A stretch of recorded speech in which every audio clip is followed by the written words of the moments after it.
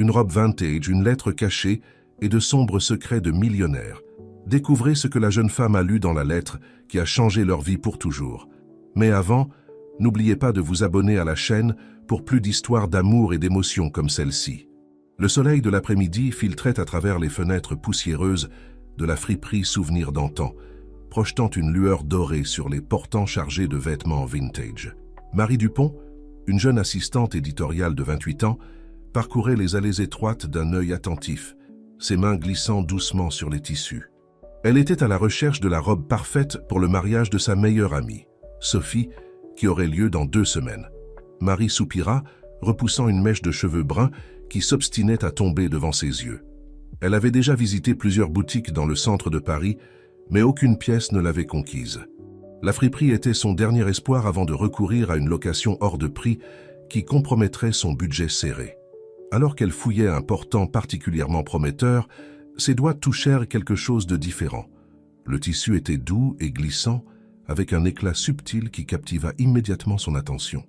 En tirant le cintre, Marie resta bouche bée en révélant une superbe robe vert émeraude. « Oh là là, quelle merveille !» s'exclama-t-elle doucement, admirant les détails délicats et la coupe élégante de la pièce.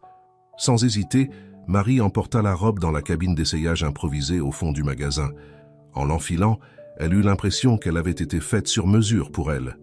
Le tissu épousait ses courbes avec grâce, et la couleur mettait en valeur son teint et le vert de ses yeux. Alors qu'elle s'admirait dans le miroir, Marie remarqua quelque chose d'étrange. Il y avait une petite bosse dans la doublure de la robe, presque imperceptible, mais qui attira son attention. Curieuse, elle examina de plus près et découvrit une poche secrète habilement cousue dans la couture intérieure. Le cœur battant d'anticipation, Marie glissa ses doigts dans la poche et sentit quelque chose. Retenant son souffle, elle en retira une enveloppe jaunie par le temps. La lettre à l'intérieur était soigneusement pliée, le papier fin crépitant sous ses doigts tremblants. « Ah ma chère Béatrice », lut-elle à voix basse, ses yeux parcourant rapidement les lignes manuscrites.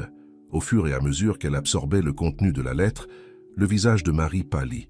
Les mots révélaient de sombres secrets sur l'étrie dorée, l'une des plus grandes industries du pays.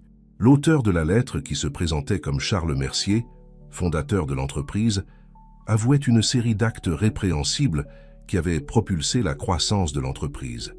Marie n'en croyait pas ses yeux. La lettre mentionnait des sabotages de concurrents, des menaces voilées, et même l'exil forcé des parents biologiques de Béatrice, la fille adoptive de Charles. Les mains tremblantes, Marie plia la lettre et la remit dans l'enveloppe. Son esprit tournoyait avec les implications de ce qu'elle venait de découvrir. Comment une simple recherche de robe de soirée avait-elle pu se transformer en quelque chose d'aussi sérieux? Respirant profondément, elle se ressaisit et sortit de la cabine d'essayage. Déterminée, elle se dirigea vers le comptoir où une dame aux cheveux gris servait avec un sourire aimable. « Bonjour, avez-vous trouvé quelque chose qui vous plaise, ma chérie ?» demanda la propriétaire, Madame Cécile. Marie hésita un instant avant de répondre. « Oui, cette robe verte est parfaite, et j'aimerais l'acheter. » Pendant que Madame Cécile emballait soigneusement la robe, Marie ne pouvait s'empêcher de penser à la lettre. Qui était Béatrice? Qu'était-il arrivé à elle et à ses parents biologiques? Et plus important encore, que devait-elle, Marie, faire de cette information? En sortant du magasin, la clochette de la porte tintant doucement derrière elle, Marie savait que sa vie était sur le point de changer. La robe émeraude dans ses mains n'était pas seulement une pièce pour un mariage, mais le début d'un voyage qui l'emmènerait dans des endroits qu'elle n'aurait jamais imaginés. Marchant dans les rues animées du centre, Marie décida de faire une halte dans son café préféré. Elle avait besoin d'un moment pour organiser ses pensées et décider de sa prochaine étape. Le Café Arôme, un charmant établissement au coin de la rue de Rivoli, était son refuge lors des journées stressantes de travail à la maison d'édition. « Comme d'habitude, Marie ?» demanda Jacques, le barista qui connaissait déjà ses préférences. « Oui, s'il vous plaît, un cappuccino bien fort aujourd'hui, » répondit-elle, s'asseyant à une table dans le coin, loin des regards curieux. En attendant son café, Marie ne put résister à la tentation de relire la lettre. Chaque mot semblait prendre un nouveau sens, révélant des couches d'une histoire qu'elle pouvait à peine comprendre. L'arôme du café, fraîchement préparé, la ramena à la réalité.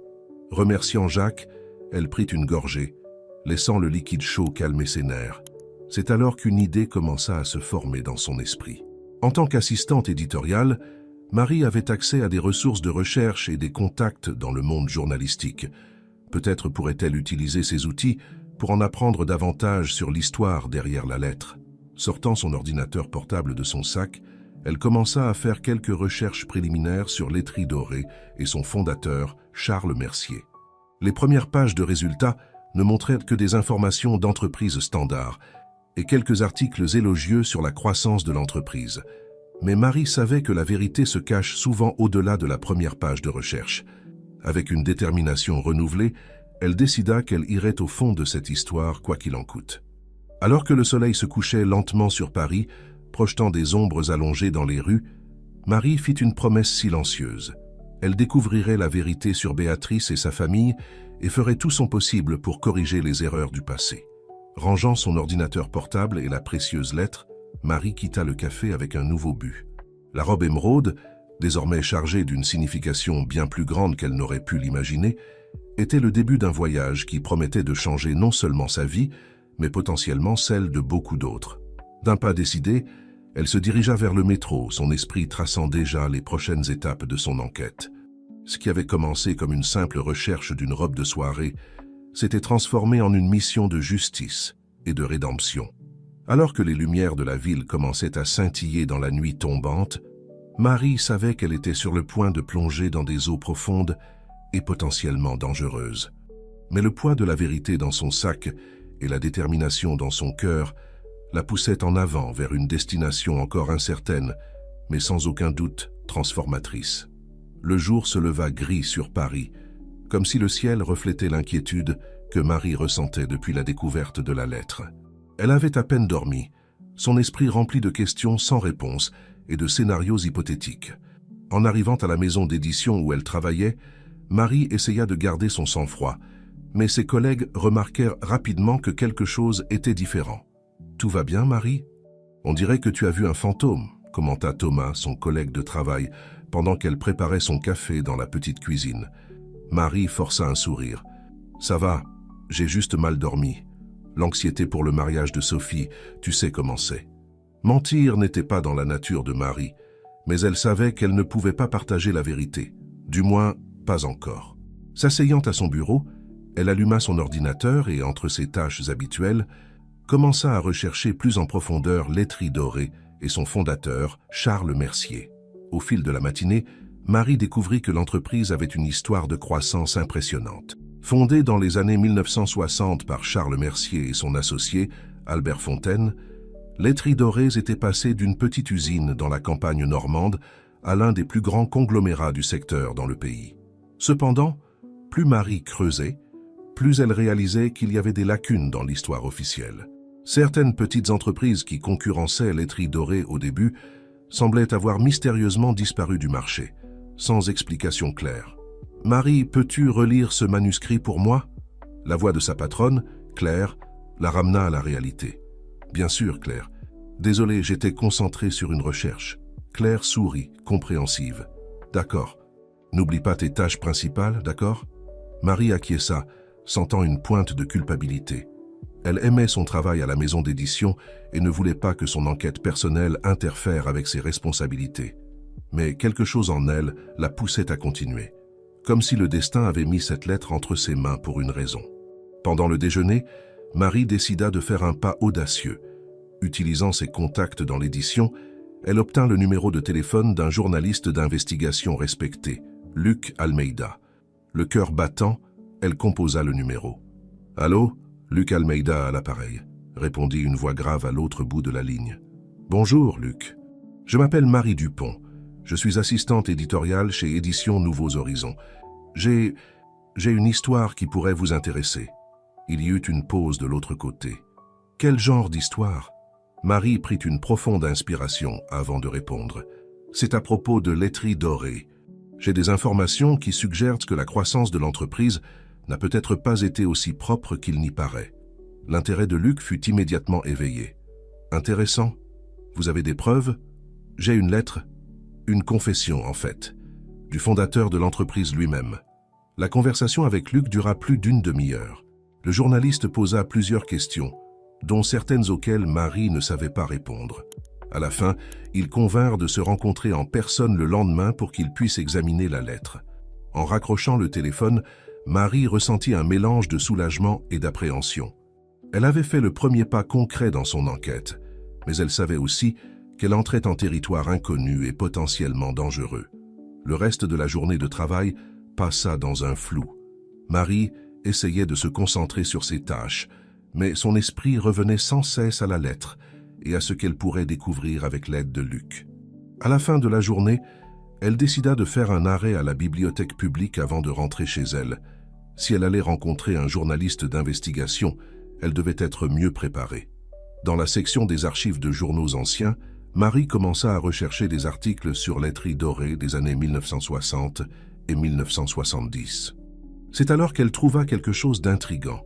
Une petite note de journal datée de 1968 mentionnait la disparition d'un couple, les Olivier, propriétaires d'une petite usine laitière qui concurrençait directement l'entreprise de Charles Mercier. Le cœur de Marie s'emballa. S'agissait-il des parents biologiques de Béatrice mentionnés dans la lettre? La coïncidence semblait trop grande pour être ignorée.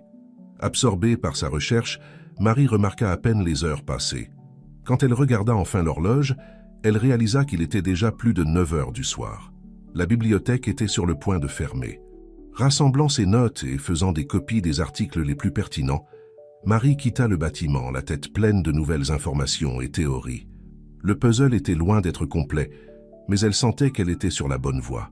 Marchant vers chez elle dans la fraîcheur de la nuit parisienne, Marie ne put s'empêcher de sentir qu'elle était observée. Se retournant rapidement, elle aperçut une silhouette disparaissant dans une ruelle proche. Son cœur s'accéléra et elle pressa le pas. « Tu deviens paranoïaque, Marie », murmura-t-elle pour elle-même, mais elle ne put se débarrasser de cette sensation de malaise. En arrivant dans son petit appartement, Marie verrouilla la porte et s'y adossa, respirant profondément. Son regard se posa sur la robe vert émeraude, soigneusement suspendue à un cintre sur la porte de l'armoire. Ce vêtement, qui ne devait être qu'un accessoire pour une célébration, était devenu le catalyseur de quelque chose de bien plus grand. Marie prit son téléphone et hésita un moment avant de composer le numéro de Sophie, sa meilleure amie et la mariée pour laquelle la robe avait été achetée. « Allô Marie, tout va bien ?» La voix joyeuse de Sophie résonna à l'autre bout de la ligne. « Salut Sophie. Oui, ça va. Écoute, il faut que je te raconte quelque chose. » Marie savait qu'elle avait besoin de quelqu'un en qui avoir confiance, quelqu'un qui pourrait offrir une perspective extérieure sur toute cette situation folle dans laquelle elle se trouvait. Et qui mieux que sa meilleure amie? Pendant qu'elle racontait les événements des 2 derniers jours à Sophie, Marie sentait un poids quitter ses épaules. Partager son secret, même si ce n'était qu'avec une seule personne, semblait rendre toute la situation plus réelle et, en même temps, plus gérable. « Mon Dieu, Marie, on dirait un film !» s'exclama Sophie quand Marie eut terminé son récit. « Tu es sûre de vouloir t'impliquer là-dedans? Ça a l'air dangereux. » Marie soupira. « Je sais, Sophie, mais je ne peux pas simplement ignorer ça. Et si on pouvait aider cette famille à se réunir à nouveau et exposer les pratiques contraires à l'éthique de cette entreprise ?» Il y eut un moment de silence à l'autre bout de la ligne avant que Sophie ne réponde. « Je comprends.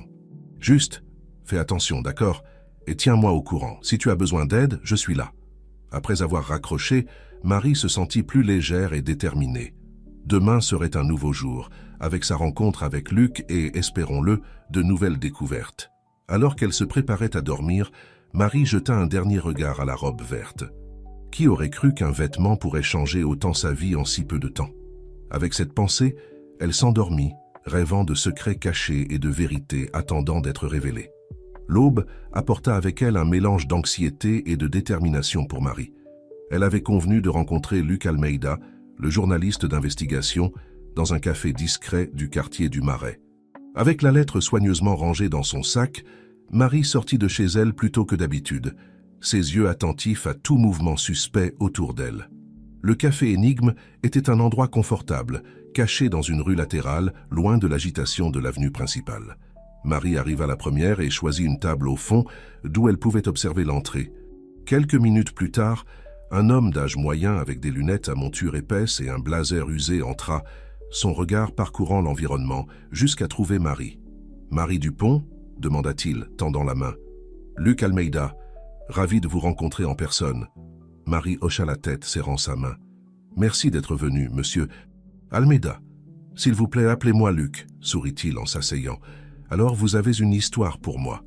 Marie prit une profonde inspiration avant de commencer à raconter les événements qui l'avaient amenée ici. Pendant qu'elle parlait, elle observait les expressions de Luc qui variaient entre intérêt, surprise et inquiétude. « Puis-je voir la lettre ?» demanda-t-il après que Marie eut terminé son récit. Avec précaution, Marie sortit l'enveloppe de son sac et la remit à Luc. Le journaliste examina le document attentivement, ses yeux expérimentés captant des détails que Marie aurait pu manquer. « C'est impressionnant », murmura Luc rendant la lettre. « Si c'est authentique et tout indique que ça l'est, nous avons entre les mains un scandale d'entreprise d'énormes proportions. » Marie sentit un frisson parcourir son échine. « Que pensez-vous que nous devrions faire ?» Luc réfléchit un moment avant de répondre. « Nous devons être prudents. Laiterie Dorés est une entreprise puissante, avec des connexions haut placées. Si nous commençons à faire du bruit sans preuve concrète, nous pourrions nous mettre en danger. Mais qu'en est-il de Béatrice et de ses parents biologiques ?» demanda Marie, sentant une pointe de frustration. « C'est le point de départ, » dit Luc, se penchant en avant. « Nous devons trouver Béatrice. Si nous arrivons à la localiser et à confirmer son histoire, nous aurons une base solide pour notre enquête. » Les jours suivants furent un tourbillon pour Marie. Entre son travail à la maison d'édition et les heures consacrées à l'enquête avec Luc, elle avait à peine le temps de respirer. Ils avaient créé une petite salle de guerre dans l'appartement de Luc, avec des tableaux remplis de photos, de coupures de journaux et de lignes reliant événements et personnes. C'est lors d'une de ces sessions de brainstorming qu'ils firent leur première grande découverte. « Regardez ça !» s'exclama Marie, pointant du doigt une vieille photo qu'ils avaient trouvée dans les archives d'un journal local de Normandie. L'image montrait Charles Mercier lors d'un événement caritatif, et à ses côtés se tenait une jeune femme qui ressemblait beaucoup à la description de Béatrice dans la lettre. Luc ajusta ses lunettes, examinant la photo de près. « Bon travail, Marie. Ça pourrait être l'indice dont nous avions besoin. » Avec cette nouvelle information, ils réussirent à retracer le lieu de résidence actuel de Béatrice. Elle vivait dans une petite ville de la région parisienne, apparemment menant une vie discrète, loin des projecteurs. « Nous devons lui parler, » dit Marie, sentant l'adrénaline de la découverte. Luc, cependant, semblait hésitant. « Nous devons être prudents. Si nous alertons Béatrice, nous pourrions finir par alerter d'autres personnes intéressées à garder cette histoire enterrée. » C'est à ce moment que Marie réalisa pleinement les risques impliqués dans sa quête de vérité. Elle ne dévoilait plus seulement un mystère familial, mais potentiellement exposait un schéma de corruption d'entreprise qui affectait d'innombrables vies. Alors qu'ils discutaient de leurs prochaines étapes, le téléphone de Marie sonna. C'était Sophie. « Marie, tu ne vas pas le croire. » La voix de son amie était agitée. « Tu te souviens de ce type dont je t'ai parlé, le cousin de mon fiancé qui travaille chez Laiterie Dorés ? Il vient de m'appeler pour me demander si je connais une certaine Marie qui pose des questions sur l'entreprise. » Le sang de Marie se glaça. « Quoi ? Qu'est-ce que tu lui as dit ?»« Rien, bien sûr, » répondit Sophie. « Mais Marie, ça signifie qu'ils savent. Ils sont après toi. » En raccrochant, Marie regarda Luc avec des yeux écarquillés. « Ils savent, » dit-elle, la voix tremblante. Le journaliste fronça les sourcils, son expression un mélange d'inquiétude et de détermination. « Ça change la donne. Nous devons agir vite. » Dans les jours qui suivirent, Marie eut l'impression de vivre dans un film de suspense. Chaque ombre semblait cacher un poursuivant. Chaque regard d'étranger dans la rue portait une menace potentielle. Elle et Luc redoublèrent de précautions, utilisant des téléphones jetables et se rencontrant dans des lieux toujours différents. C'est lors d'une de ces rencontres furtives que Luc apporta des nouvelles surprenantes. « J'ai obtenu un contact à l'intérieur de Laiterie Dorés, » dit-il, sa voix basse mais chargée d'excitation. « Quelqu'un prêt à nous fournir des documents internes qui pourraient corroborer l'histoire de la lettre. » Marie sentit une vague d'espoir. « C'est incroyable. Qui est-ce » Luc secoua la tête. « Il vaut mieux que vous ne sachiez pas. Moins nous partageons d'informations, plus nous serons en sécurité. » Pendant qu'ils discutaient des détails de la façon d'obtenir les documents, Marie ne put s'empêcher de penser à quel point sa vie avait changé drastiquement en si peu de temps. La robe vert émeraude, toujours suspendue dans son armoire, semblait un rappel constant du moment où tout avait commencé. Ce soir-là, en rentrant chez elle, Marie remarqua une voiture sombre garée de l'autre côté de la rue. Son cœur s'emballa quand elle vit deux hommes en costume l'observer depuis l'intérieur du véhicule. Feignant le naturel, elle entra rapidement dans son immeuble, verrouillant la porte derrière elle. Les mains tremblantes, elle appela Luc. « Je crois que je suis suivie, dit-elle dès qu'il décrocha. Il y eut une pause tendue avant que Luc ne réponde. « Écoutez attentivement, Marie. Prenez seulement l'essentiel et sortez de là, maintenant. Allez à l'adresse que je vais vous donner. C'est un endroit sûr. » Pendant que Marie courait dans l'appartement, jetant quelques vêtements et ses documents les plus importants dans un sac à dos, elle s'arrêta un moment devant la robe verte. Dans une impulsion, elle la prit et la fourra dans le sac avec le reste de ses affaires. Sortant par l'arrière de l'immeuble, Marie plongea dans la nuit parisienne, son cœur battant fort dans sa poitrine. Elle savait qu'elle laissait derrière elle sa vie normale, mais quelque chose en elle la poussait à continuer. La vérité devait être révélée, quel qu'en soit le coût. Alors qu'elle marchait rapidement dans les rues sombres, se mêlant à la foule nocturne de la ville, Marie réfléchit à quel point elle était allée loin et à tout ce qui restait encore à faire. Le voyage qui avait commencé avec une simple robe de friperie l'emmenait maintenant sur des chemins qu'elle n'aurait jamais imaginé emprunter. Avec un mélange de peur et de détermination, elle se dirigea vers l'adresse fournie par Luc, sachant que chaque pas l'entraînait plus profondément dans le mystère qu'elle avait juré de résoudre. Le danger était réel, mais la quête de vérité et de justice était plus forte que sa peur. À mesure que la nuit avançait, Marie se retrouva plongée dans un monde d'ombres et de secrets, où chaque coin de rue pouvait cacher une menace ou une révélation. Mais elle était déterminée à aller de l'avant, peu importe ce que le destin lui réservait. L'adresse fournie par Luc conduisit Marie à une modeste maison en banlieue parisienne. Le cœur encore battant, elle frappa à la porte, jetant nerveusement des regards par-dessus son épaule toutes les quelques secondes. La porte s'ouvrit, révélant une femme d'âge moyen, aux cheveux gris et aux yeux doux. « Vous devez être Marie, » dit-elle, avec un sourire réconfortant. « Je suis Madame Thérèse.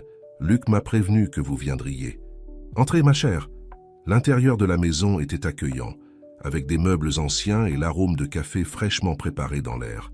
Marie sentit une partie de la tension quitter son corps, tandis que Madame Thérèse la guidait vers une chambre à l'arrière de la maison. « Vous pouvez rester ici aussi longtemps que nécessaire, » dit Madame Thérèse. « Luc est comme un fils pour moi. S'il vous fait confiance, je vous fais confiance aussi. » Marie hocha la tête, reconnaissante. « Merci, Madame Thérèse. Je ne sais même pas comment expliquer tout ça. » La dame sourit avec compréhension. Parfois, la vie nous met dans des situations que nous n'aurions jamais imaginées.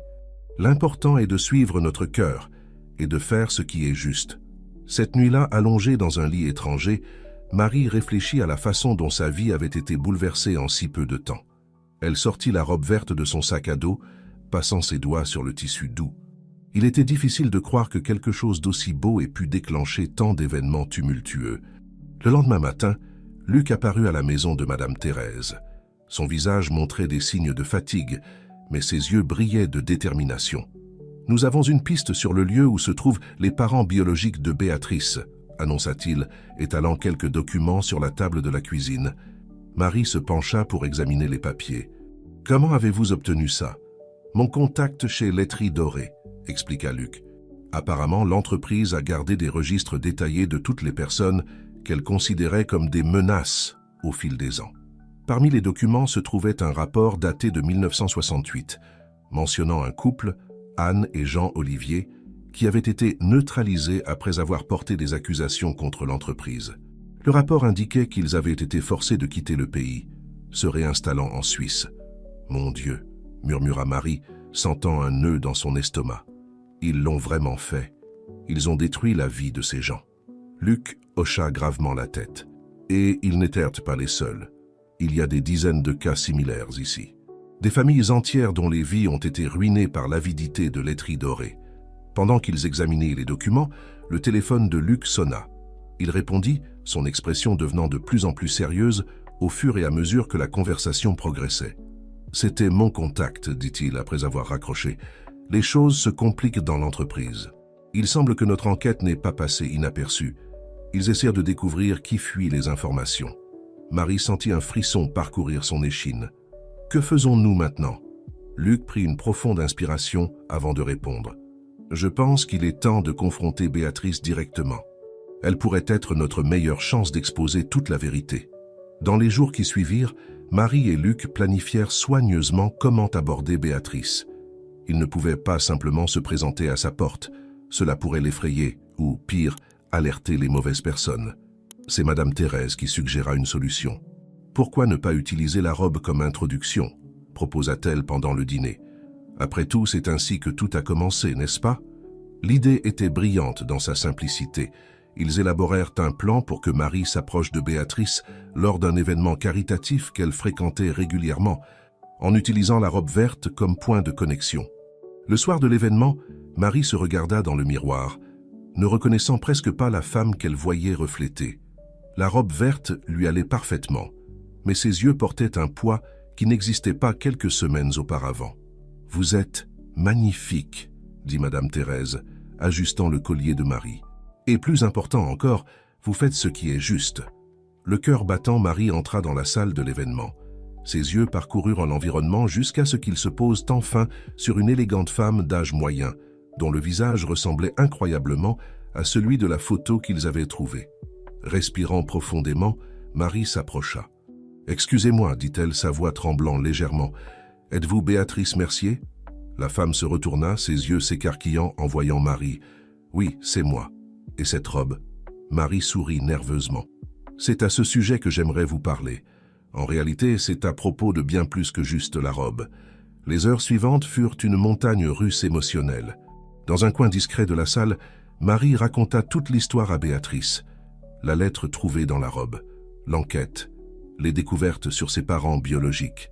Béatrice écouta en silence, des larmes coulant sur son visage. Quand Marie eut terminé, elle serra fort les mains de la jeune femme. « J'ai toujours su qu'il y avait quelque chose qui n'allait pas, » dit Béatrice, sa voix pleine d'émotion. « Mais je n'ai jamais imaginé, je n'ai jamais pensé que c'était si terrible. » À ce moment-là, quelque chose changea. Béatrice n'était plus seulement un nom dans une lettre, mais une alliée, quelqu'un d'aussi déterminé que Marie à exposer la vérité et à corriger les erreurs du passé. « Je vais vous aider, » déclara Béatrice avec fermeté. « J'ai accès à des informations qui pourraient être cruciales pour l'affaire. Ensemble, nous pouvons enfin apporter la justice à toutes les familles qui ont été lésées. » En quittant l'événement, Marie ressentit un mélange de soulagement et d'appréhension. Elles avaient fait un pas de géant vers la vérité, mais elles avaient aussi considérablement augmenté les risques. De retour à la maison de Madame Thérèse, Marie rapporta les événements à Luc. Le journaliste écouta attentivement, son visage un mélange d'excitation et d'inquiétude. « Cela change tout, » dit-il, passant la main dans ses cheveux. « Avec Béatrice de notre côté, nous avons une vraie chance d'exposer tout le système.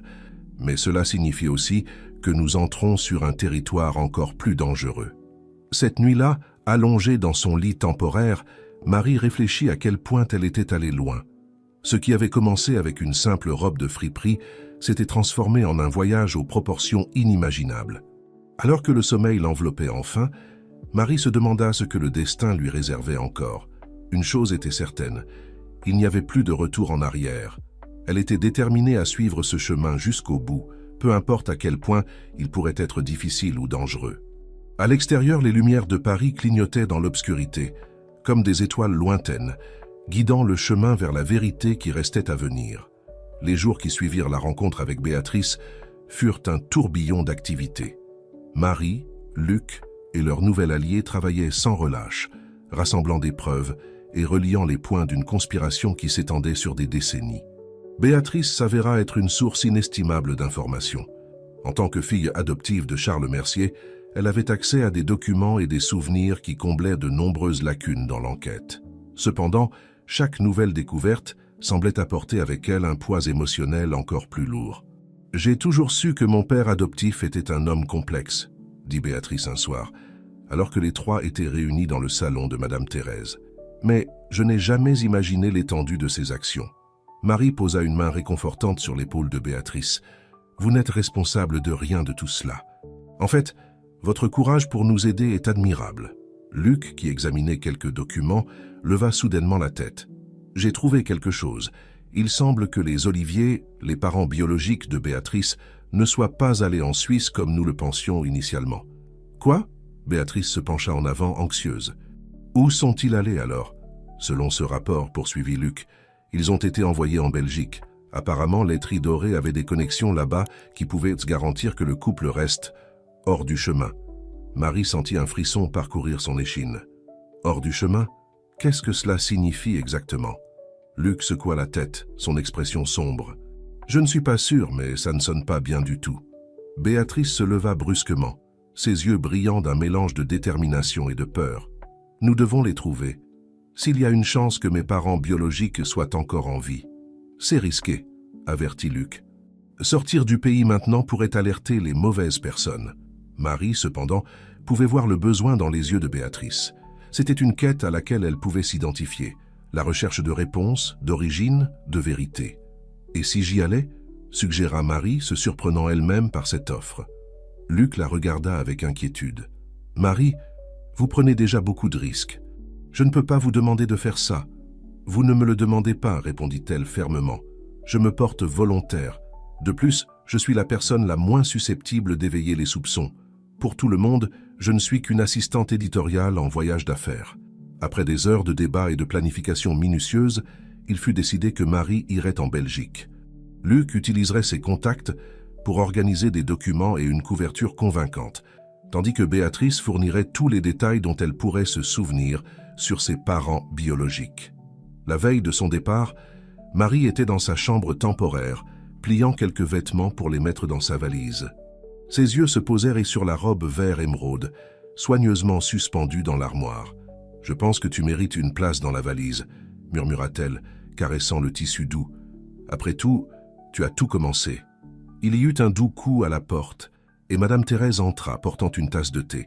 « J'ai pensé que vous pourriez en avoir besoin », dit gentiment la dame, tendant la tasse à Marie. « Ça aide à calmer les nerfs. » Marie accepta le thé avec un sourire reconnaissant. « Merci, Madame Thérèse, pour tout. » La femme plus âgée s'assit au bord du lit, son visage un mélange d'inquiétude et de fierté maternelle. « Vous savez, quand Luc m'a parlé de vous pour la première fois, j'étais inquiète. Je pensais que vous n'étiez peut-être qu'une jeune femme naïve, se mêlant de quelque chose de trop grand pour elle. » Marie baissa les yeux, un peu honteuse, mais Madame Thérèse continua. « Mais maintenant, je vois que j'avais tort. Vous avez une force intérieure, Marie, une détermination qui est rare de nos jours. Vous me rappelez beaucoup moi quand j'étais jeune. » Intriguée, Marie regarda la dame. « Comment ça ?» Madame Thérèse sourit, une lueur de nostalgie dans ses yeux. « J'ai aussi été une combattante, vous savez. Dans les années 60, je faisais partie d'un mouvement de résistance. Nous luttions pour la justice, pour la vérité, tout comme vous le faites maintenant. » Marie resta bouche bée devant cette révélation. « Je n'en avais aucune idée. C'est pourquoi je comprends ce que vous faites, » poursuivit Madame Thérèse. « Et c'est pourquoi je veux que vous preniez ceci. » Elle sortit de sa poche un petit médaillon en argent et le tendit à Marie. « Ce médaillon m'a protégée pendant des temps difficiles. J'espère qu'il fera de même pour vous. » Les larmes aux yeux, Marie serra fort Madame Thérèse dans ses bras. « Merci, j'en prendrai grand soin. » Le lendemain matin, Marie partit pour l'aéroport, son cœur un mélange d'anxiété et de détermination. Luc et Béatrice l'accompagnèrent, lui donnant les dernières instructions et des paroles d'encouragement. « Rappelez-vous, » dit Luc, « gardez un contact minimal. N'utilisez que les numéros que je vous ai fournis et jamais pendant trop longtemps. » Béatrice, les larmes aux yeux, serra Marie dans ses bras. « S'il vous plaît, soyez prudente. Et si vous trouvez mes parents, je les trouverai, promit Marie, et je les ramènerai à vous. » En montant dans l'avion, Marie toucha le médaillon de Madame Thérèse, caché sous son chemisier. Elle savait qu'elle était sur le point d'entrer dans le chapitre le plus dangereux de son voyage jusqu'à présent, mais elle ressentait aussi un étrange calme. Peu importe ce qu'elle trouverait en Belgique, elle était déterminée à découvrir la vérité. L'avion décolla emportant Marie vers l'inconnu. Alors que Paris disparaissait sous les nuages, elle ne put s'empêcher de penser à quel point sa vie avait changé. D'une simple assistante éditoriale à une enquêtrice en mission internationale, tout cela à cause d'une robe verte et d'une lettre cachée. Dans la poche de sa veste, soigneusement pliée, se trouvait la photo des oliviers que Béatrice lui avait donnés. Deux visages souriants, figés dans le temps, inconscients du destin qui les attendait. Marie se jura de tout faire pour donner une fin heureuse à l'histoire de cette famille. Alors que l'avion prenait de l'altitude, Marie ferma les yeux, imaginant ce qui l'attendait en Belgique. Des secrets enterrés depuis des décennies, des vies interrompues, et peut-être, avec un peu de chance, une chance de rédemption pour tous ceux impliqués. Le doux bruit des moteurs la berça dans un sommeil agité, rempli de rêves de robes vertes, de lettres mystérieuses et de visages inconnus qui semblaient étrangement familiers. La prochaine étape de son voyage était sur le point de commencer, et avec elle, la promesse de révélation qui pourrait tout changer. L'air humide de Bruxelles enveloppa Marie dès qu'elle sortit de l'aéroport. La ville, avec son mélange particulier d'architecture ancienne et moderne, semblait un monde à part de Paris. Marie ajusta la bandoulière de son sac, sentant le poids du médaillon de Madame Thérèse contre sa poitrine, comme un talisman de protection. Sa première destination était un petit hôtel dans le quartier historique du centre-ville. Luc avait arrangé l'endroit, s'assurant qu'il soit discret et sûr. En s'enregistrant à la réception, Marie utilisa le faux nom qu'ils avaient préparé. Laura Champ, une étudiante en histoire effectuant des recherches sur l'immigration française en Belgique. Une fois dans sa chambre, Marie alluma le téléphone jetable que Luc lui avait donné. Il y avait un message crypté qui l'attendait. La colombe blanche vole à midi. Grand Place. Marie sourit, reconnaissant le code qu'ils avaient établi. Le message indiquait que son contact local la rencontrerait sur la Grand Place à midi le lendemain. En attendant, Marie décida de faire un repérage de la zone.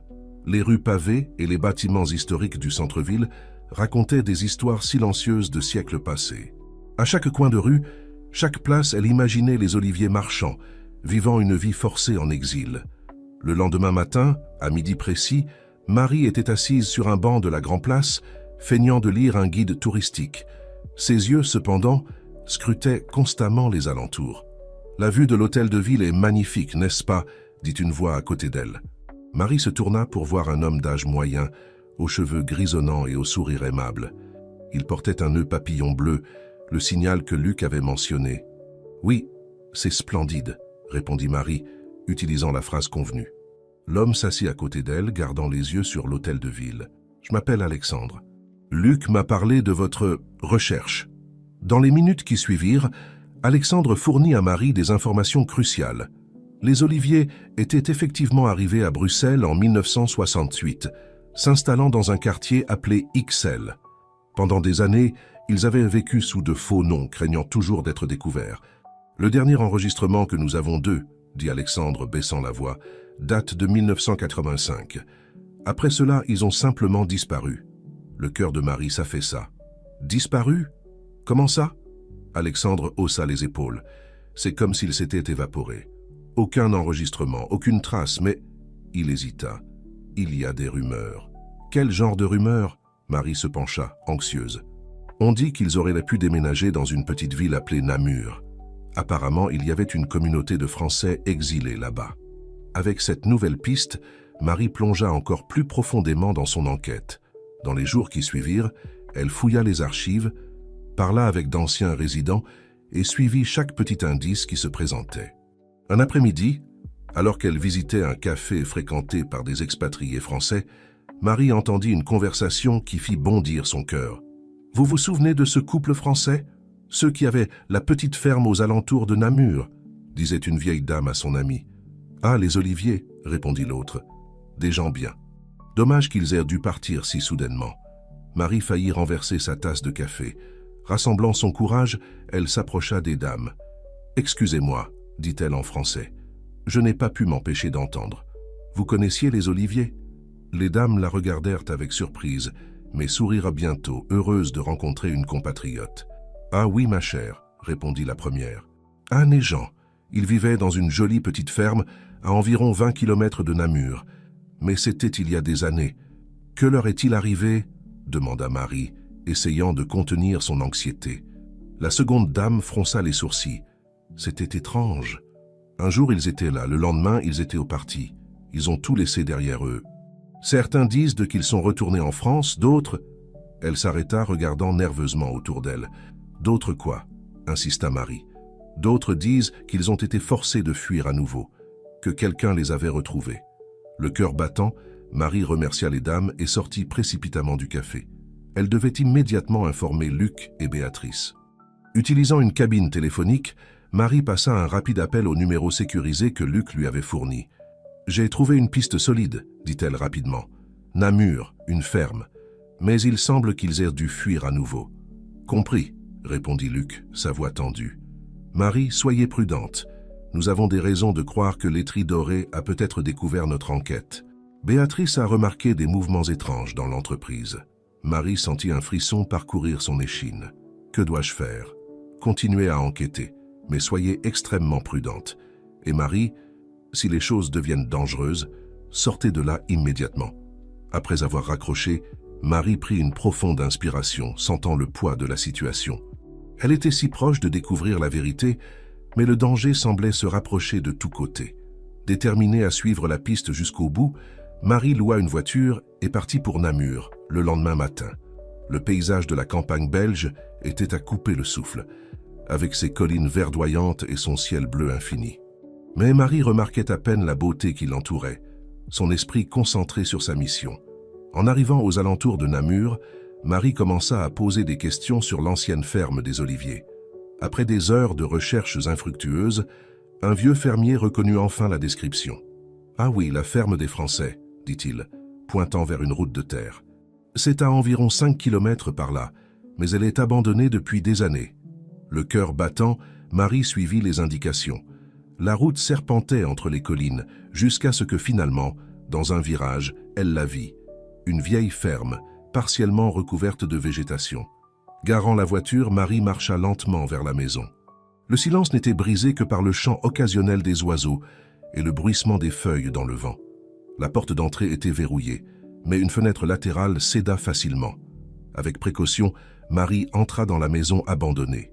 L'intérieur était poussiéreux et rempli de toiles d'araignées, mais on pouvait encore voir des signes de la vie qui avait autrefois existé ici. Sur une table dans le salon, Marie trouva quelque chose qui fit s'arrêter son cœur. Une photo encadrée montrant un couple souriant, les mêmes visages que sur la photo que Béatrice lui avait donnée.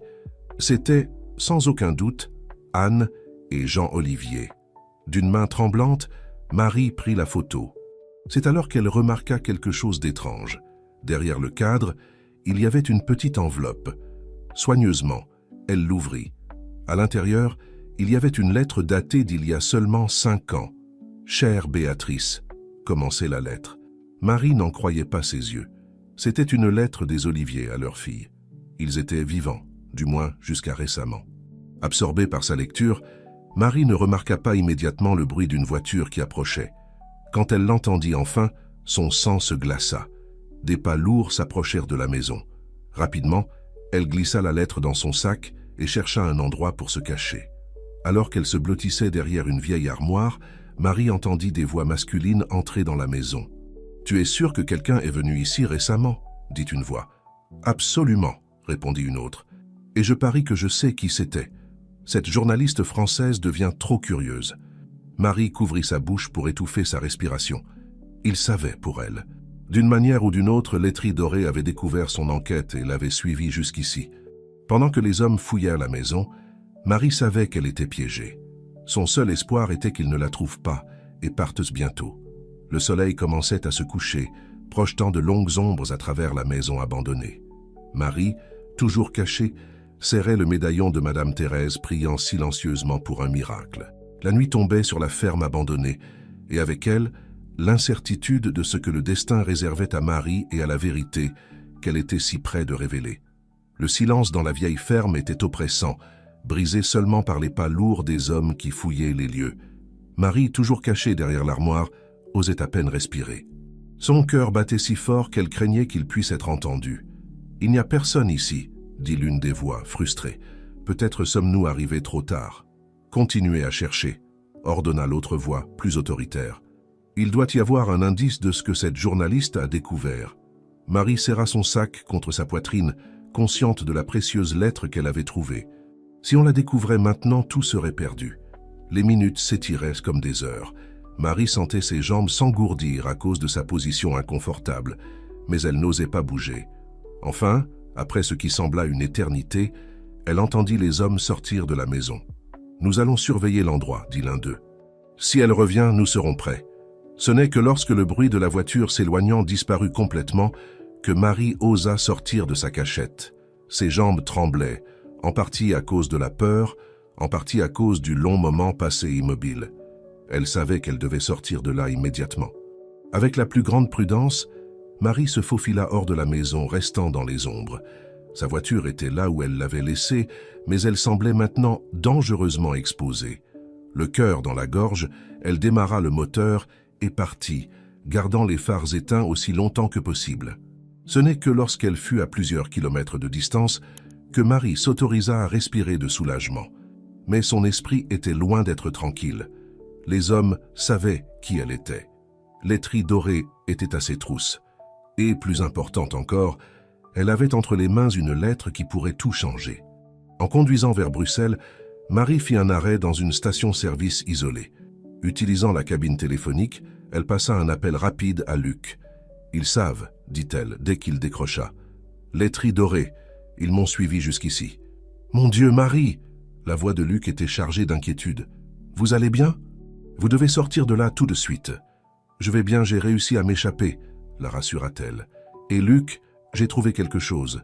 Une lettre des Oliviers à Béatrice, datée d'il y a seulement 5 ans. » Il y eut un moment de silence à l'autre bout de la ligne. « Cela change tout, dit finalement Luc. Marie, vous devez rentrer en France immédiatement. »« Ce n'est pas sûr de rester là-bas. » Marie hésita. « Mais et les Oliviers, nous sommes si près. »« Votre sécurité est plus importante maintenant, » insista Luc. « Avec cette lettre, nous avons ce dont nous avons besoin pour exposer la vérité. Rentrez à la maison, Marie, s'il vous plaît. » À contre-cœur, Marie accepta.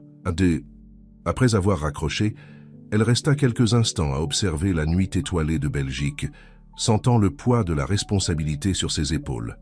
De retour à Bruxelles, Marie se rendit directement à l'aéroport. Grâce au contact de Luc, elle obtint une place sur le premier vol du matin pour Paris. En attendant l'embarquement, Marie eut enfin la chance de lire la lettre calmement. Les mots d'Anne et Jean-Olivier étaient touchants, pleins d'amour pour une fille qu'ils n'avaient jamais eu la chance de connaître. Ils expliquaient comment ils avaient été forcés de l'abandonner, comment ils avaient passé des années à essayer de la retrouver, et comment ils avaient finalement découvert qu'elle avait été adoptée par Charles Mercier. La lettre se terminait par une supplication. « Si un jour cette lettre te parvient, sache que nous n'avons jamais cessé de t'aimer, et s'il y a encore une chance, nous aimerions te rencontrer. » Les larmes aux yeux, Marie plia soigneusement la lettre. Elle était plus déterminée que jamais à réunir cette famille séparée depuis si longtemps. Le vol pour Paris fut tendu. À chaque instant, Marie craignait de voir quelqu'un de Laiterie Doré embarqué, la poursuivant. Mais à son grand soulagement, le voyage se déroula sans incident. En atterrissant à Charles de Gaulle, Marie fut accueillie par Luc et Béatrice. Les trois s'étreignirent fortement, les émotions à fleur de peau. « Vous avez réussi » dit Béatrice, ses yeux brillants de gratitude. « Je ne sais pas comment vous remercier, Marie. » Luc, toujours pragmatique, les pressa. « Allons dans un endroit sûr. Nous avons beaucoup à discuter. » Sur le chemin de la maison de Madame Thérèse, Marie raconta tout ce qu'elle avait découvert en Belgique. Quand elle mentionna la lettre, Béatrice put à peine contenir ses émotions. « Ils m'ont vraiment cherché ?» demanda-t-elle, la voix étranglée. Marie acquiesça, remettant la lettre à Béatrice. « Ils n'ont jamais cessé de vous aimer, Béatrice, et je pense que nous pouvons encore les retrouver. » Dans la maison de Madame Thérèse, le groupe se réunit pour planifier les prochaines étapes. La situation était délicate.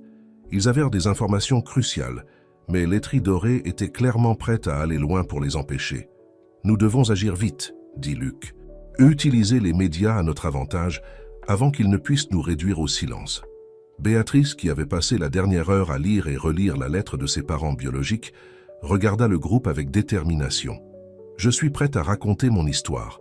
Le monde doit connaître la vérité sur Laiterie Doré et sur ce qu'ils ont fait à ma famille. » Marie ressentit une vague de fierté pour Béatrice. « Nous serons avec vous à chaque étape du chemin, » promit-elle. Alors que le groupe discutait des stratégies, le téléphone de Luc sonna. Son expression devint sérieuse pendant qu'il écoutait. « C'était mon contact chez Laiterie Doré, » dit-il après avoir raccroché. « Les choses deviennent tendues là-bas. Il semble que Charles Mercier soit sur le point de prendre une mesure drastique. » L'atmosphère dans la pièce s'alourdit de tension. Ils savaient qu'ils étaient dans une course contre la montre. « Que faisons-nous maintenant » demanda Marie, regardant chaque visage dans la pièce.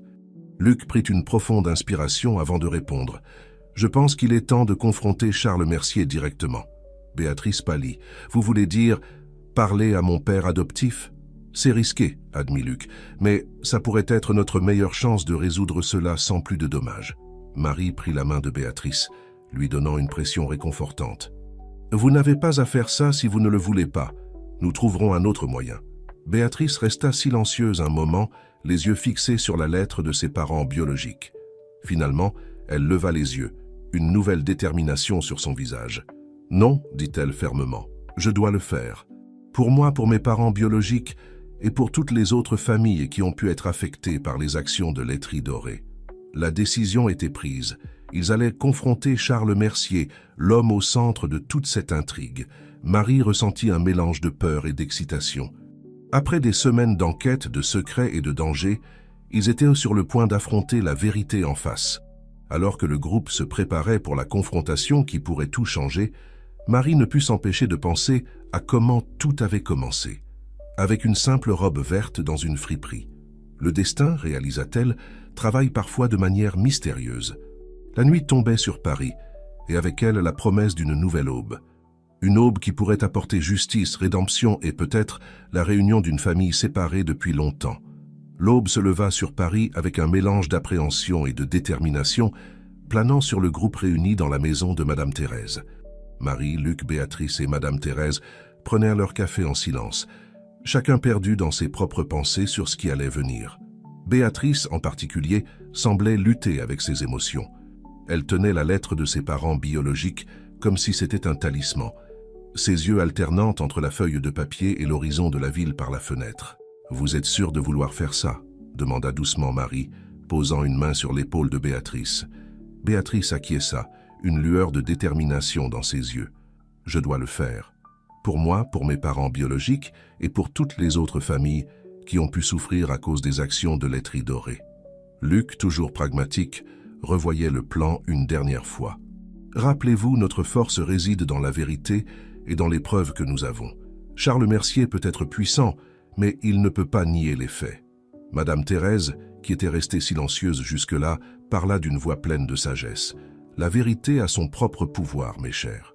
Elle trouve son chemin vers la lumière, peu importe à quel point elle est profondément enterrée. » Avec ces paroles d'encouragement, le groupe partit pour le siège de Laiterie Dorée. L'imposant édifice de verre et d'acier au cœur du quartier financier de Paris semblait encore plus intimidant sous la lumière du matin. À la réception, Béatrice utilisa son nom et sa position de fille de Charles Mercier pour obtenir un accès immédiat. Le groupe fut escorté jusqu'au dernier étage où se trouvait le bureau du PDG. En entrant dans l'antichambre, ils furent accueillis par une secrétaire d'âge moyen au regard méfiant. « Mademoiselle Béatrice, votre père n'attendait pas de visite aujourd'hui. C'est une visite non programmée, Martine, répondit Béatrice avec un calme qui la surprit elle-même. Mais il est urgent que nous lui parlions. Avant que Martine ne puisse répondre, la porte du bureau s'ouvrit, révélant Charles Mercier.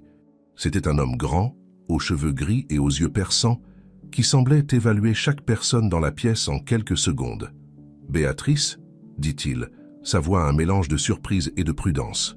Ses yeux se plissèrent en voyant le groupe qui l'accompagnait. « Que signifie tout ceci ?» Béatrice fit un pas en avant, sa voix ferme malgré le tremblement de ses mains. « Père, nous devons parler. Du passé, de la vérité. » Pendant un moment, quelque chose ressemblant à de la peur traversa le visage de Charles, mais fut rapidement remplacé par un masque de contrôle. « Entrez, dit-il, ouvrant davantage la porte de son bureau. Le groupe entra, la tension palpable dans l'air. Charles se positionna derrière son imposant bureau, une claire démonstration de pouvoir. « Alors, commença-t-il son ton froid, qu'est-ce qui amène ma fille et un groupe d'étrangers dans mon bureau sans préavis ?» Marie fit un pas en avant, son cœur battant fort, mais sa voix ferme. « Monsieur Mercier, je m'appelle Marie Dupont. Il y a quelques semaines, j'ai trouvé quelque chose qui a changé ma vie, et je crois est sur le point de changer la vôtre aussi. » Elle sortit de son sac l'enveloppe jaunie contenant la lettre originale qu'elle avait trouvée dans la robe. Charles pâlit visiblement en reconnaissant l'écriture sur l'enveloppe. « Où avez-vous eu ça ?» demanda-t-il, sa voix un murmure rauque. « Dans une robe dans une friperie, » répondit Marie. « Une robe qui, je crois, appartenait à la mère biologique de Béatrice. » Le silence qui suivit fut assourdissant. Charles semblait avoir vieilli de plusieurs années en quelques secondes. Béatrice, les larmes aux yeux, fit un pas en avant. « Père, je connais la vérité. Sur mes parents biologiques, sur la façon dont j'ai été adopté et sur tout. Charles s'effondra dans son fauteuil, la façade d'homme puissant s'effritant. « Vous ne comprenez pas, » murmura-t-il. « J'ai fait ce que je devais faire pour protéger l'entreprise, pour te protéger. » Luc, qui avait observé en silence jusque-là, prit la parole. « Protéger, en forçant une famille à l'exil? En séparant des parents de leur fille? Vous ne savez pas comment étaient les choses à l'époque, » explosa Charles. « La concurrence était impitoyable. Si nous n'avions pas agi, nous aurions été écrasés. »« Agi » questionna Marie, sa voix tremblant d'indignation. « Vous voulez dire saboter, menacer et détruire des vies innocentes ?» Charles se couvrit le visage de ses mains, sa posture vaincue. « Je n'ai jamais voulu que les choses aillent si loin. C'était censé être juste des affaires, mais ensuite... »« Ensuite quoi ?» pressa Béatrice, sa voix chargée d'émotion. Charles la regarda, ses yeux pleins d'un mélange de culpabilité et d'amour. « Ensuite je t'ai rencontré. Un bébé innocent, victime de circonstances qui dépassaient ton contrôle. Je ne pouvais pas te laisser dans le système. Je t'ai aimé dès le premier instant. » Béatrice sanglota, des années d'émotions refoulées, remontant enfin à la surface. « Mais mes parents biologiques, ils m'aimaient aussi. »« Je sais, » dit Charles, sa voix brisée. « Et ça a été mon plus grand péché.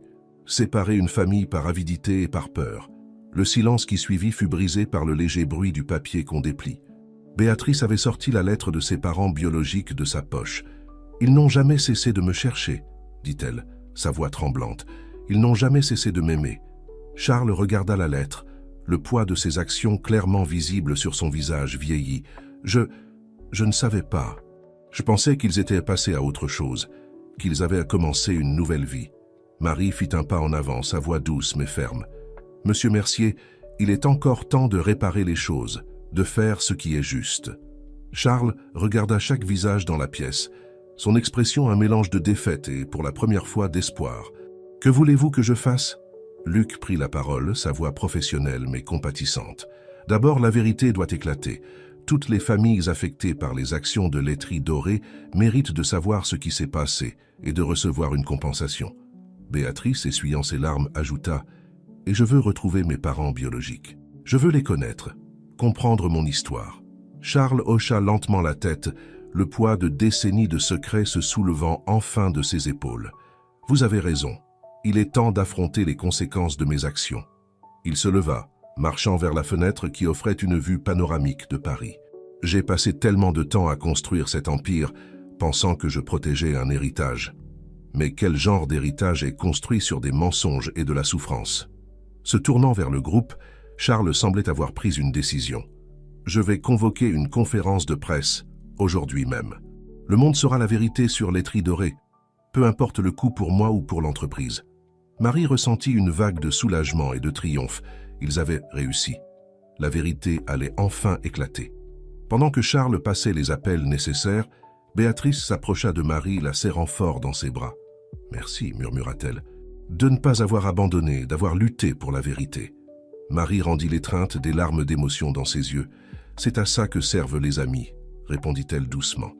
Alors que le groupe se préparait pour les événements qui allèrent se dérouler, Marie ne put s'empêcher de penser à comment tout avait commencé, avec une simple robe verte dans une friperie. Le destin, réalisa-t-elle, travaille parfois de manière vraiment mystérieuse. L'après-midi approchait et avec elle, la promesse d'un nouveau chapitre dans l'histoire de tous les impliqués.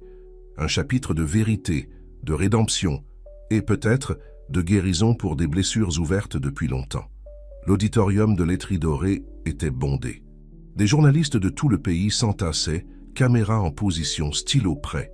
Le bourdonnement des spéculations remplissait l'air. Personne ne savait exactement à quoi s'attendre de cette conférence de presse convoquée à la hâte. Dans les coulisses, Marie, Luc, Béatrice et Charles Mercier se préparaient pour le moment qui allait tout changer. La tension était palpable, mais il y avait aussi un sentiment de but partagé. « Tout le monde est prêt ?» demanda Luc, ajustant nerveusement sa cravate. Béatrice acquiesça, serrant fermement la main de Marie. Charles, semblant avoir pris des années de plus que ce matin, prit une profonde inspiration avant de répondre « Finissons-en ». Lorsqu'ils montèrent sur scène, un silence expectatif s'empara de l'auditorium. Charles se positionna derrière le pupitre, le poids du monde sur ses épaules. « Bonsoir à tous », commença-t-il, sa voix légèrement tremblante. Je vous remercie de votre présence cet après-midi. Je suis ici aujourd'hui non pas en tant que PDG de Laiterie Dorée, mais en tant qu'homme qui a commis de graves erreurs et qui est enfin prêt à y faire face. Ce qui suivit fut une confession complète et détaillée. Charles révéla des décennies de pratiques contraires à l'éthique, de sabotage de concurrents, de vies détruites au nom du profit et du pouvoir. Il parla des Oliviers, de la façon dont il avait séparé une famille et de l'adoption de Béatrice. Au fur et à mesure que l'histoire se déroulait, les flashs des caméras étaient incessants et le bruit des stylos grattant le papier remplissait l'air. Les journalistes assistaient bouche bée, beaucoup d'entre eux tapant déjà frénétiquement sur leur téléphone portable, désireux d'être les premiers à divulguer le scoop. Lorsque Charles termina, ce fut au tour de Béatrice de parler. Les larmes aux yeux, mais la voix ferme, elle partagea son parcours de découverte, le choc d'apprendre ses origines et son désir de connaître ses parents biologiques. Marie fut la suivante, expliquant comment une simple robe verte dans une friperie l'avait amenée à dévoiler toute cette intrigue. Son récit captiva l'audience, transformant une histoire de corruption d'entreprise en une saga humaine de quête de vérité et de justice. Enfin, Luc présenta les preuves qu'ils avaient recueillies, y compris la lettre trouvée en Belgique et les documents fournis par l'informateur au sein de l'entreprise. Lorsque la présentation se termina, l'auditorium explosa en questions. Les journalistes se bousculaient, chacun essayant de se faire entendre. Charles, Béatrice et Marie répondirent du mieux qu'ils purent, Luc gérant le flux des questions. Des heures plus tard, épuisé mais soulagé, le groupe quitta l'auditorium. À l'extérieur, une foule s'était formée, certains protestant contre Laiterie Dorée, d'autres exprimant leur soutien au courage de Charles de révéler la vérité. Dans les jours qui suivirent, l'histoire domina les gros titres nationaux. Laiterie Dorée vit ses actions chuter et des enquêtes officielles furent ouvertes à plusieurs niveaux du gouvernement. Mais au milieu du chaos médiatique et juridique, quelque chose de beau se produisait. Avec l'aide de Luc et de ses contacts, Béatrice réussit finalement à localiser Anne et Jean Olivier. Les retrouvailles eurent lieu 2 semaines après la conférence de presse, dans un petit café du centre de Paris. Marie était là à la demande de Béatrice, pour témoigner du moment. Lorsqu'Anne et Jean entrèrent dans le café, le temps sembla s'arrêter. Béatrice, qui avait attendu ce moment toute sa vie sans même le savoir, resta paralysée un instant. Puis, comme si un sort avait été rompu, elle courut dans les bras de ses parents biologiques. L'étreinte qui suivit était déchirante. Des décennies de séparation, d'amour refoulé et de rêves non réalisés, tout libéré en un seul moment de connexion. Il n'y avait pas un œil sec dans le café. Marie observait la scène, ressentant un mélange de joie et une pointe de tristesse.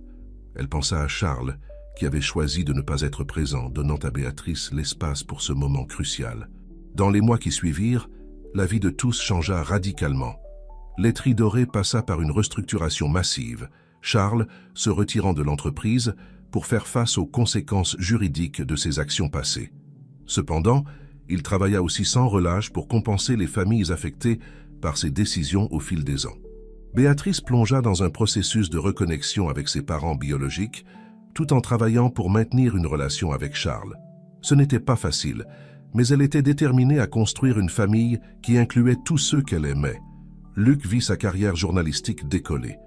L'histoire de Laiterie Dorée le propulsa sur la scène nationale, et il utilisa sa nouvelle plateforme pour continuer à exposer les injustices d'entreprise. Quant à Marie, elle se retrouva à la croisée des chemins. Son rôle dans l'exposition du scandale avait fait d'elle une figure recherchée dans le monde du journalisme d'investigation. Plusieurs offres d'emploi arrivèrent, mais elle se sentait partagée. Ce fut lors d'un après-midi tranquille, en prenant un café avec Madame Thérèse, que Marie trouva enfin la clarté. « Vous savez, ma chère, » dit Madame Thérèse, ses yeux brillants de sagesse, « parfois l'univers nous place exactement là où nous devons être. Vous avez commencé ce voyage en tant qu'assistante éditoriale, mais peut-être que votre véritable vocation a toujours été de donner une voix à ceux qui ne peuvent pas parler pour eux-mêmes. » Marie réfléchit à ces paroles, sentant leur vérité. Elle pensa à la robe verte, maintenant soigneusement préservée dans son armoire, un rappel constant de la façon dont le destin peut se révéler dans les endroits les plus inattendus. Ce soir-là, Marie prit sa décision. Elle accepterait un poste dans un prestigieux journal, dans la section du journalisme d'investigation. Son premier article, L'histoire complète derrière le scandale de laiterie dorée, racontée avec compassion et nuance, donnant une voix à toutes les vies touchées par cette saga. En écrivant, Marie réalisa que ce n'était pas seulement l'histoire d'un scandale d'entreprise ou d'une famille réunie. C'était une histoire sur la quête de la vérité, sur le pouvoir des connexions inattendues et sur la capacité humaine de rédemption et de pardon. L'article se terminait par une réflexion sur la robe verte. Une simple robe dans une friperie est devenue le catalyseur pour dévoiler des décennies de secrets et de mensonges. Mais plus que cela, elle est devenue un symbole de la façon dont nos vies sont interconnectées de manière que nous pouvons à peine imaginer. Chaque choix que nous faisons, chaque action que nous entreprenons peut avoir des répercussions qui s'étendent bien au-delà de nous-mêmes. Et parfois, c'est seulement quand nous regardons en arrière que nous pouvons voir le motif complexe que le destin a tissé dans nos vies. Quelques mois plus tard, par un après-midi ensoleillé, un groupe particulier se réunit à la friperie Souvenir d'antan. Marie, Béatrice, Anne, Jean, Charles, Luc et Madame Thérèse étaient là, chacun portant un vêtement à donner. Quand vint le tour de Marie, elle hésita un moment avant de remettre la robe verte à Madame Cécile, la propriétaire de la friperie. « Vous êtes sûre ?» demanda Béatrice, sachant à quel point la robe comptait pour Marie. Marie sourit, une lueur de paix dans ses yeux. « Oui, il est temps de la laisser poursuivre son voyage. Qui sait quelles autres histoires elle pourra aider à raconter ?» Alors que le groupe sortait de la friperie, riant et discutant, Marie jeta un dernier regard en arrière. La robe vert émeraude brillait doucement sous les lumières du magasin, comme si elle attendait patiemment son prochain chapitre. Et ainsi, dans une friperie au cœur de Paris, une histoire se terminait tandis que d'innombrables autres attendèrent de commencer. La vie, Marie réalisa, était exactement comme ça, un tissu complexe d'histoires interconnectées, chacune unique et précieuse à sa manière. Avec un sourire aux lèvres et la paix dans le cœur, Marie rejoignit ses amis, prête pour le prochain chapitre de sa propre histoire, quel qu'il soit.